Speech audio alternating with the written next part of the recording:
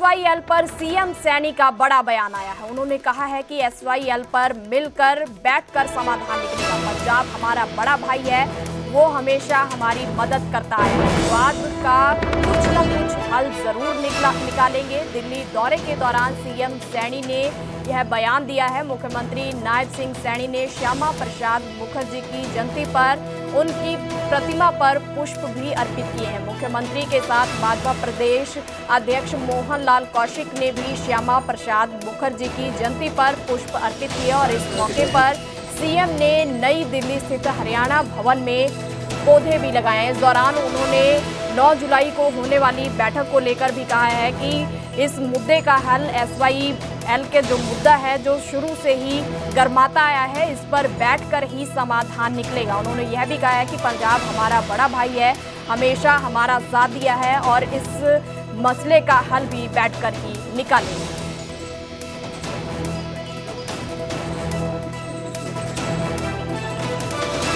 जितना हमारे केंद्रीय मंत्री उसके अंदर देखेंगे, हमारी भी बात को सुनेंगे, पंजाब की बात को भी सुनेंगे और उसी बात से ही कोई रास्ता निकलेगा। क्योंकि ये काम ऐसा नहीं कि हम आपस में, हमारा भाईचारा है जी, भाईचारा हमारे लिए पहले है। कोई हमारे ऊपर या कहीं और कोई विपत्ति आ जाती है तो तुरंत पंजाब के लोग भी निकल करके आते हैं कि हेल्प करिए। ऐसा नहीं है, कोई भाईचारा है हमारा और भाईचारे के अंदर ही कोई रास्ता निकलेगा। बैठ कर के बात करेंगे। पंजाब की भी शायद केंद्र ने विचार किया है कि पंजाब की भी बात को सुना जाए, हरियाणा की बात को सुना जाए और सुन करके उसका रास्ता निकले। यौन शोषण के आरोपों पर बृजभूषण शरण बोले। उन्होंने कहा है कि विरोधी बोलते रहे, कोर्ट से न्याय की हमें उम्मीद है। कांग्रेस पर बदनाम करने का आरोप भी लगाया है। उन्होंने कहा है कि कुश्ती को हम बढ़ावा दिलाएंगे। WFI यानी कि रेसलिंग फेडरेशन ऑफ इंडिया की कार्यकारिणी बनाई जा रही है। अगले ओलंपिक में कुश्ती में हम ज्यादा मेडल जीतेंगे। तो चरखी दादरी में बृजभूषण सिंह शरण ने बताया है, उन्होंने बयान दिया है कि चरखी दादरी में बृजभूषण सिंह का शानदार स्वागत किया गया है। तो रेसलिंग फेडरेशन ऑफ इंडिया के पूर्व अध्यक्ष रहे हैं बृजभूषण सिंह।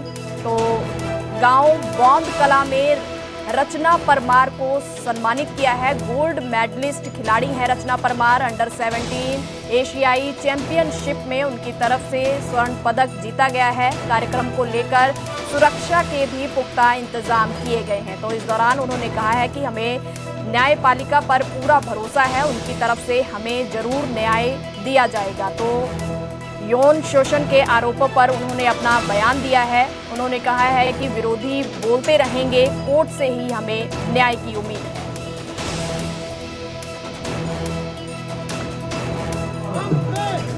मैंने बोल दिया ना, इतने गहरे घाव कहाँ से आए होंगे, लगता है तुमने भी दोस्त बनाए होंगे। तो पुरानी परंपरा है यार, सब साफ हो जाएगा। क्योंकि कांग्रेस के लोगों ने बीच में आके इस तरह का सिस्टम किया है यार। कांग्रेस थी, बहुत थी, पूरा दुनिया, पूरा एक समय आता है। देखिए जब खराब समय होता है तो सब लोग आ जाते हैं और धीरे धीरे भुगत भी रहे हैं। ये कांग्रेस पार्टी की सुबह 10 बजे तक सरकार बन रही थी, चले गए।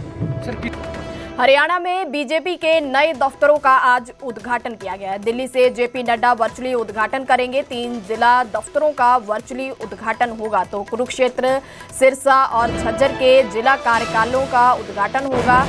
तो अब जिले में बीजेपी के 20 दफ्तर हो जाएंगे। तो उनमें से 3 का उद्घाटन आज जेपी नड्डा के द्वारा वर्चुअली किया जाएगा। तो हरियाणा में बीजेपी के नए दफ्तरों का आज उद्घाटन होगा। दिल्ली से जेपी नड्डा वर्चुअली इनका उद्घाटन करेंगे। 3 जिला दफ्तरों का वर्चुअली उद्घाटन होगा। कुरुक्षेत्र, सिरसा और झज्जर के जिला कार्यालयों का उद्घाटन होगा। तो अब जिले में बीजेपी के 20 दफ्तर होंगे। तो 5:30 बजे यह उद्घाटन होगा।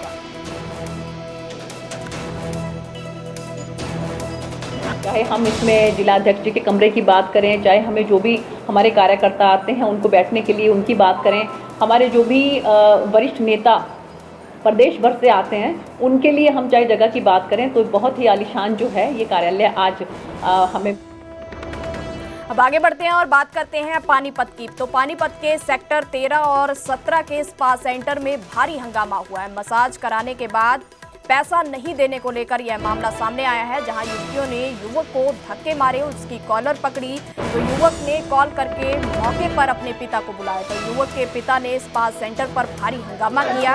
युवक के पिता ने थाने में युवतियों की शिकायत की। बताया जा रहा है कि सेक्टर 13 का एक युवक स्पा सेंटर में मसाज करवाने गया था। उसने वहां युवती से 1.5 घंटे तक मसाज करवाई, पर जब युवती ने मसाज के पैसे मांगे तो उसने देने से इनकार कर दिया। इसके बाद वहां मौजूद युवतियों ने युवक का कॉलर पकड़ लिया, उसे धक्के मारे और गालियां दी। जब मौके पर युवक के पिता पहुंचे तो भारी हंगामा हुआ, उसने पुलिस को बुला लिया। इसके बाद पुलिस के सामने भी भारी हंगामा देखने को मिला।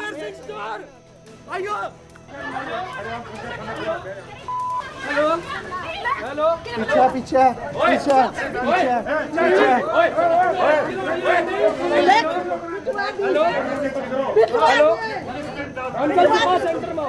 पीछे ये मेरी मिसेज को भी मार रही, मेरे बच्चे को भी मार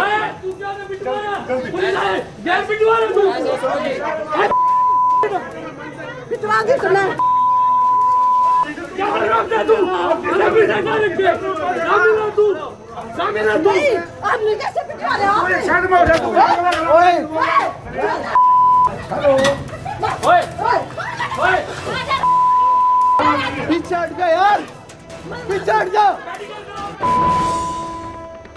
कुरुक्षेत्र के पिहोवा में एसआई से मारपीट का वीडियो वायरल हुआ है। सदर थाने के बाहर एसआई से मारपीट की गई है। वीडियो में एसआई को थप्पड़ मारता हुआ एक शख्स दिखाई दे रहा है। तो मौके पर दूसरे पुलिसकर्मी देखते रहे हैं, किसी की तरफ से भी उसे बचाने की कोशिश नहीं की गई। तो जानकारी के मुताबिक थाना सदर पिहोवा के बाहर रात करीब 11 बजे एसआई राजेश कुमार और असमानपुर के एक परिवार के साथ बहस हो गई। परिवार के लोगों ने एसआई पर 7,000 रुपए मांगने और थप्पड़ मारने का आरोप लगाया है। इस पर परिवार के लोग भड़क गए। उनमें से एक व्यक्ति ने एसआई को लगातार 5 थप्पड़ जड़े और यह सब पुलिस के सामने ही हो रहा था। जो एसआई है उसके साथ जो मौजूद पुलिसकर्मी थे उनकी तरफ से सारा तमाशा देखा जा रहा था, पर किसी की तरफ से भी उसे बचाने की कोशिश नहीं की गई।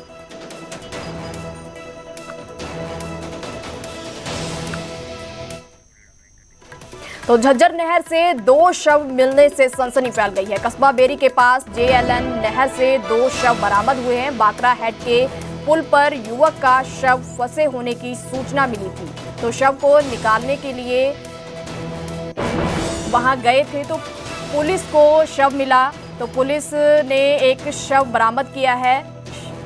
एक और शव भी उसके साथ बरामद किया गया है। तो रोहतक के अमित और बिहार लक्ष्मण के यह शव हैं। दोनों ने एक साथ जेएलएन में छलांग लगाई थी। मौत के कारणों का अभी तक पता नहीं चल सका। तो पुलिस के मुताबिक लक्ष्मण की पत्नी के साथ अमित लिव इन रिलेशनशिप में रहता था। मृतक के परिजनों की तरफ से भी कोई शिकायत पुलिस को नहीं दी गई है। तो जेएलएन नहर है झज्जर में, जहां पर ये 2 लाशें बरामद हुई हैं। वो करीब 7 बजे के आसपास सूचना मिली थी कि बाकरा में एक नहर के ऊपर पुल है, जो लोहारू फीडर के नाम से नहर है, उसके ऊपर पुल है, वो नीचा, वहाँ एक डेड बॉडी उलझी हुई थी। उसको निकाला तो कुछ देर को करीब 1-1.5 घंटे के बाद दूसरी डेड बॉडी आ गई थी। दोनों इकट्ठी निकाला और जो कल हमने अननोन के रूप में उनको शनाख्त हेतु यहाँ सिविल हॉस्पिटल झज्जर में रखवाया था, जो आज उनकी शनाख्त हुई है। जो एक डेड बॉडी की तो अमित सनोफ यशपाल गांधीनगर रोहतक के रूम में शनाख्त हुई है। वह दूसरे की लक्ष्मण दास जो है बिहार खगड़िया के रहने वाले के रूप में हुई है। एक के तो माँ और बहन आई हुई है और एक की पत्नी हमारे पास यहाँ आई हुई है, जिनकी कार्रवाई 194 BNS के अनुसार अमल में लाई जा रही है। यमुनानगर में कुख्यात ड्रग तस्कर इरफान को गिरफ्तार किया गया है। 271 ग्राम स्मैक के साथ इरफान की गिरफ्तारी हुई है। कम से कम 17 मामलों में इरफान आरोपी है। यूपी में हत्या, डकैती और लूट के मामले दर्ज हैं। यमुनानगर में NDPS के 4 मामलों में यह आरोपी है। तो आरोपी के सहारनपुर घर पर पीला पंजा भी चलने वाला है। पुलिस की तरफ से यह एक्शन लिया जाएगा। तो कुख्यात ड्रग तस्कर इरफान, जिसको गिरफ्तार किया गया है। 271 ग्राम स्मैक के साथ उसकी गिरफ्तारी हुई है। बताया जा रहा है कि इस शख्स के ऊपर कम से कम 13 मामले और भी दर्ज हैं। यूपी में हत्या, डकैती और लूट के मामले दर्ज हैं। और मेरी टीम के साथ हम इलाका सदर में इसी मामले की छानबीन के तहत वहाँ विजिट पे थे, तो हमारे इन्फॉर्मर ने हमें इन्फॉर्मेशन दी भी इरफान नाम का व्यक्ति जो पहले भी इन मामलों में गिरफ्तार हो चुका है, आज भी भारी मात्रा में स्मैक लेके यहाँ आएगा, जिस पे मेरे द्वारा नेतृत्व करते हुए खुद स्वयं वहाँ मौके पे हाजिर रहते हुए इस व्यक्ति को गिरफ्तार किया है और इससे 271 ग्राम स्मैक हमने बरामद की है। कोई आपराधिक इसके पहले रिकॉर्ड कुछ? अभी तक की जांच में कम से कम 2 मुकदमे तो हमारे ही यहाँ के यमुनानगर के हैं जो भी पता लग चुके हैं, और इसके अलावा अभी तक प्रारंभिक जांच से ये पता लगा कि यूपी में भी इसके कई मामले दर्ज हैं और वहाँ भी इसके खिलाफ प्रॉपर्टी अटैचमेंट की कार्रवाई हो चुकी है। सर वो जो प्रॉपर्टी अटैच हुई है क्या गैंगस्टर एक्ट में हुई है या कोई मर्डर वगैरह में कुछ? देखिए वो अभी फर्दर जांच क्या है, अभी तो आरोपी से पूछताछ में ये मामले सामने आए हैं, बाकी अभी फर्दर इन्वेस्टिगेशन गोइंग ऑन है। आज आरोपी का रिमांड लिया जाएगा, जैसे आगे कार्रवाई आएगी आपको बताया जाएगा। अब आगे बढ़ते हैं और बात करते हैं सिरसा की। तो भतीजे की तरफ से अपने चाचा पर जानलेवा हमला किया गया। गुस्से में भतीजे ने तेजधार हथियारों से उस पर हमला किया है। गंभीर हालत में चाचा को अस्पताल में भर्ती करवाया गया है। हमले के 10 दिन बाद चाचा की मौत हो गई है। 25 जून को मामूली कहासुनी के बाद यह झगड़ा हुआ था। मामले की तफ्तीश में पुलिस जुटी हुई है।